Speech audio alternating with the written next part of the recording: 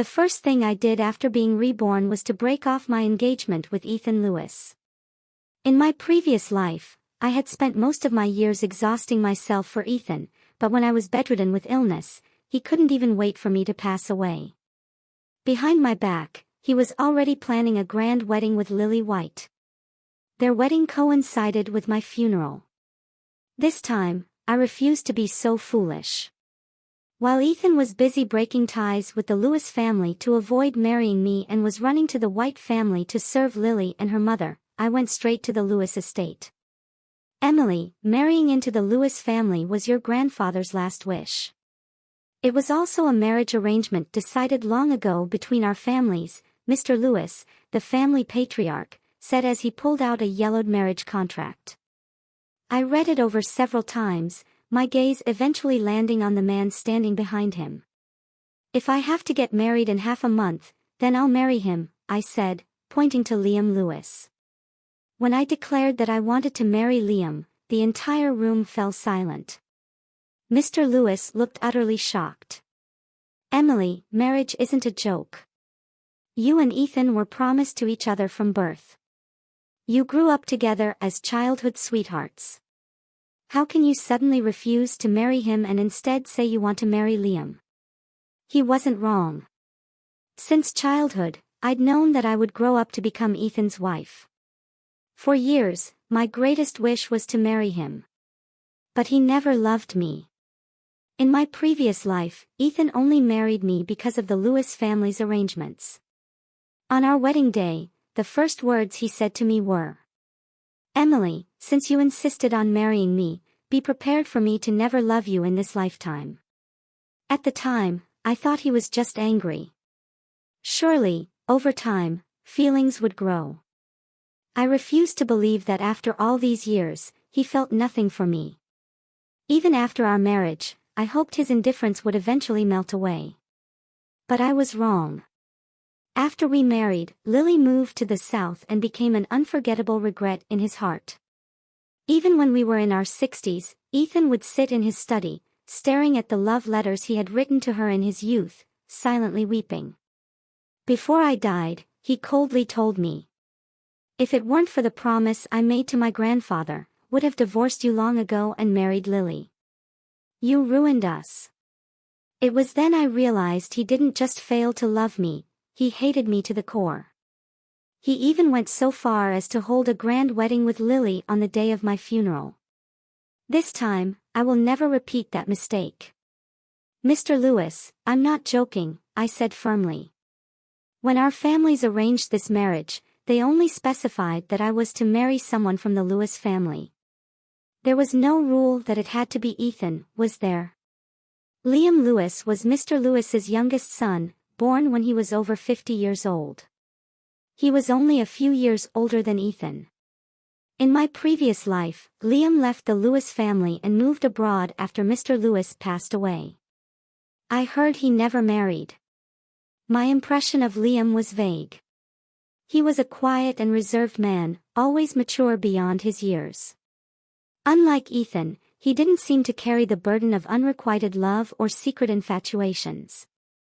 If I had to marry someone, I might as well choose a man who could treat me with mutual respect.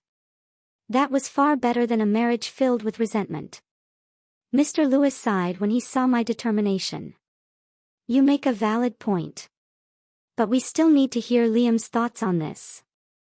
Liam stood tall and composed, his white shirt impeccably pressed without a single crease. When I noticed him furrow his brows, my heart skipped a beat. In my haste to escape Ethan's nightmare, I had completely overlooked whether Liam would accept. But to my surprise, Liam finally spoke. "As long as you've thought it through, I have no objections." Hearing this, Mr. Lewis immediately broke into a smile. "Great. Then the wedding will proceed as planned in half a month. Everything at the Grand Horizon Hotel is already arranged.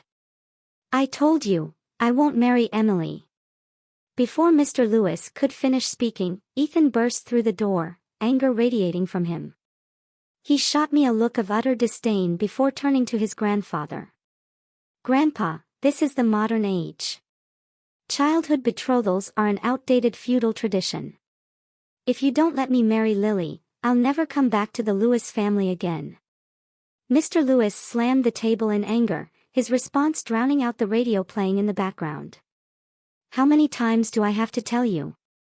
A woman like Lily, who had a child out of wedlock, has no place in the Lewis family. Do you have any idea how much ridicule my old comrades put me through because of your behavior? You're embarrassing this family, Ethan. Ethan, utterly blinded by his obsession with Lily, refused to tolerate anyone criticizing her, even if it was his grandfather.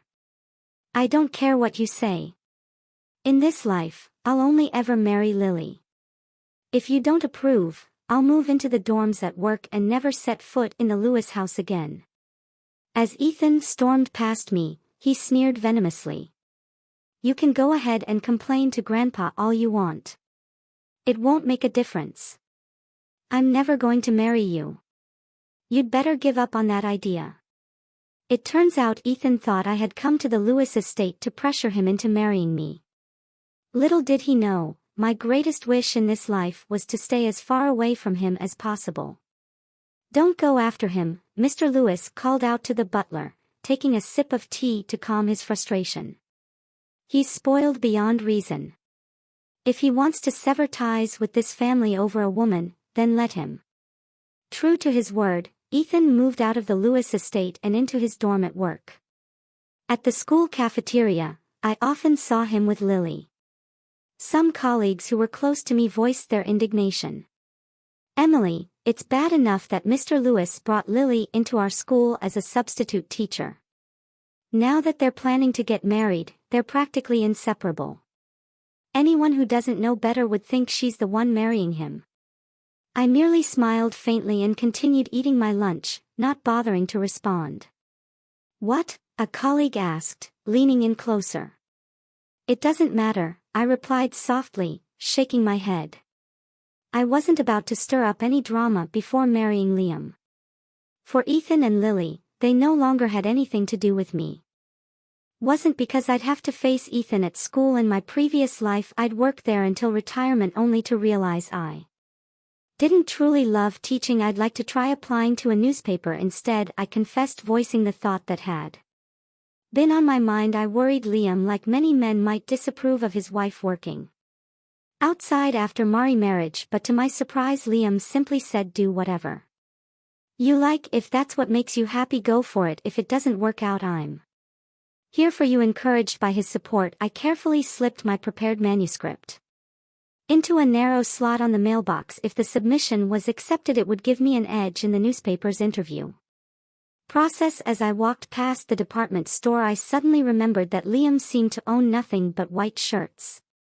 So I decided to pick out some fabric for him. To my dismay, I ran into Ethan and Lily at the fabric shop. Lily was clinging to Ethan's arm, pointing at the fabric. I had just chosen this one. Wrap it up for me, she told the shop assistant. My mood instantly soured. Even the fabric I had admired moments ago now seemed dull and unappealing. I quietly slipped the fabric coupon back into my pocket, then turned to the shop assistant with a polite smile. Give it to her. Some people just enjoyed taking what others don't want. Lily bristled like a cat whose tail had been stepped on. Don't act so high and mighty just because you can't have him. You didn't seem so dignified when you were chasing after Ethan like a Lovick puppy. I glanced at Ethan, looking him up and down with the faint smirk. Charming, isn't he? Ethan, who had remained silent until now, suddenly looked grim. Emily Taylor, don't think you're so special just because you married my uncle. You only managed that because of that old marriage contract. Lily's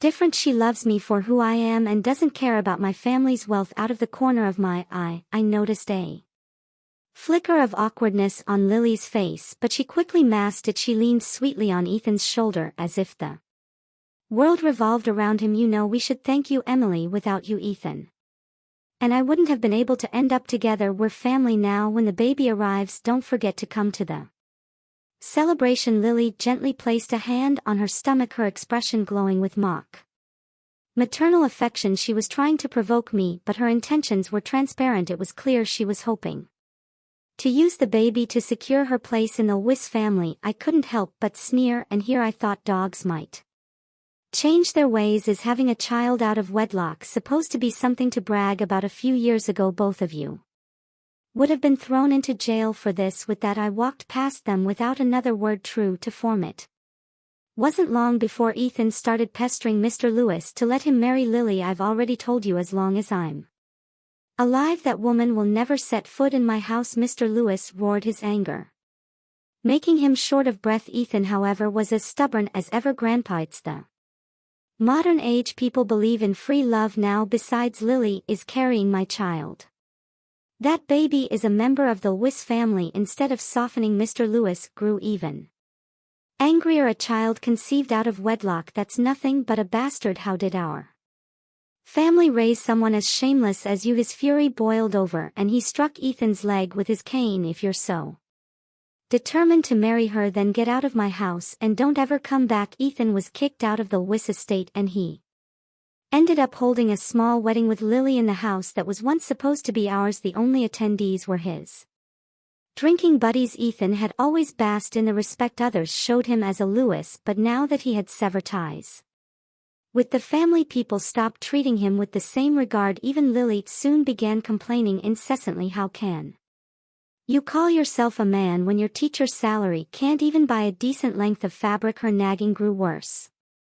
As time went on, it didn't take long before Ethan came crawling back to Mr. Lewis begging for forgiveness, but Mr.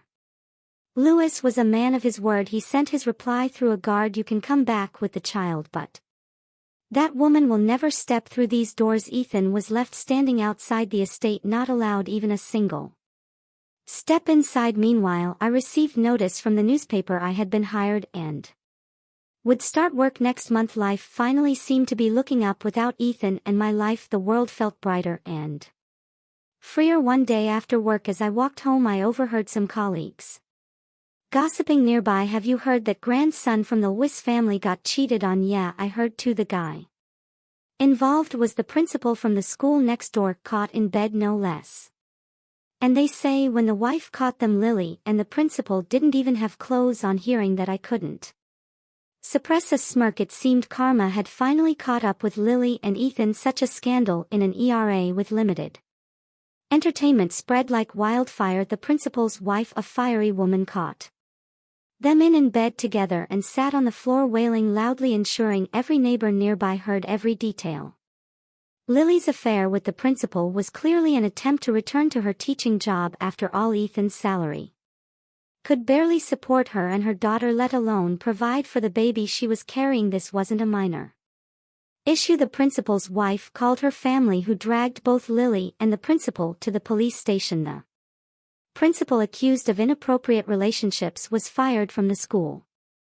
Lily, being pregnant and unemployed, was let off with the warning after a brief scolding, but the principal's wife wasn't done. She took her revenge to Ethan's doorstep, throwing buckets of waste at his house and employing every disgusting tactic she could think of to humiliate them. Ethan, already embarrassed by Lily's actions, couldn't take it anymore. He finally knelt before Mr. Lewis, his pride shattered. Grandpa, I was wrong, Ethan admitted, bowing his head in a rare display of submission, though still angry. Mr. Lewis couldn't bear to completely abandon his grandson. Ethan was allowed back into the family, but the entire ordeal made any interaction with him deeply uncomfortable for me. Emily, I was wrong about everything. I didn't realize Lily was that kind of woman, Ethan said awkwardly, his voice filled with regret. In my memory, Ethan had always been proud and self-assured even as he aged, but now he seemed years older. His back hunched under the weight of the rumors and humiliation. It's all in the past, I said lightly, my tone devoid of emotion. Once I might have hated Ethan, but now as I stood by Liam's side doing work I loved and watching Ethan reap what he had sown, I realized I didn't care enough to hate him anymore. You only hate the things you care about. Indifference had replaced that anger.